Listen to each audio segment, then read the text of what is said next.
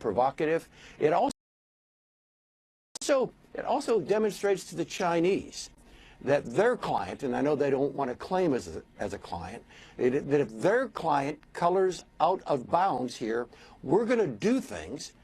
The air defense system in South Korea, now a carrier battle group near China, do things that the Chinese don't want. We're not doing.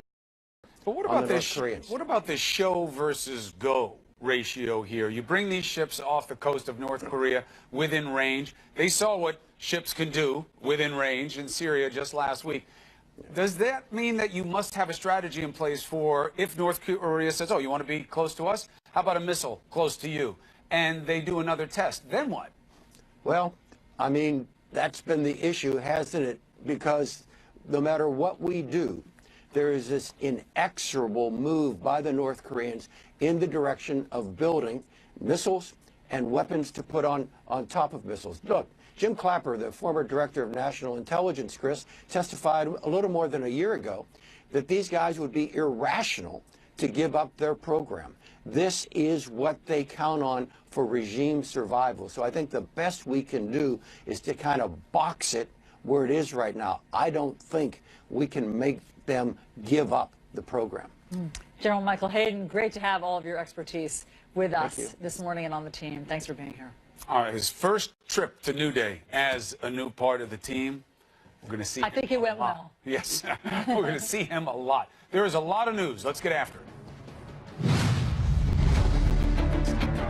We called out Russia because we needed to. How can they, with a straight face, cover for Assad? Our priority is first the defeat of ISIS. We are hopeful that we can work with Russia.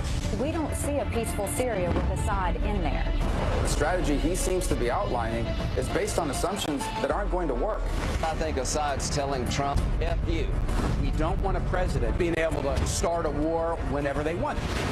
North Korea has been engaged in a pattern of provocative behavior. All options are being explored when it comes to countering the nuclear threat. They're working their way towards the intercontinental ballistic missile. This is New Day with Chris Cuomo and Allison Camerata. Good morning, everyone. Welcome to your new day. A lot of news to talk about. The Trump administration talking pretty forcefully about Russia and about its support for Syria's brutal dictator Bashar al-Assad and its possible involvement in last week's deadly chemical attack. Top Trump officials, though, are sending mixed signals about their priorities in Syria. And lawmakers, of course, are calling on the president to come to Congress before his next move. So whether the White House decides to do something for real about Assad and to stop him from killing his people, whether it's with chemicals or other types of bombs, or if their goal is to go after ISIS, either way, they're going to have to find a way to deal with Russia. And this reality comes on the heels of a very big moment. Secretary of State Rex Tillerson heads tomorrow to Moscow. So at the same time that that's going on, you've got the U.S. Navy moving an aircraft carrier near the Korean Peninsula. Escalating tensions are going on there because of Pyongyang's nuclear ambitions. The White House flexing its military might on this 81st day of Donald Trump's presidency. We begin our coverage with CNN's Joe Johns live at the White House. Joe. Good morning, Chris. A lot of tough talk there, but the strategy isn't clear just yet. The administration seemingly taking 2 steps forward, 1 step back on the issue of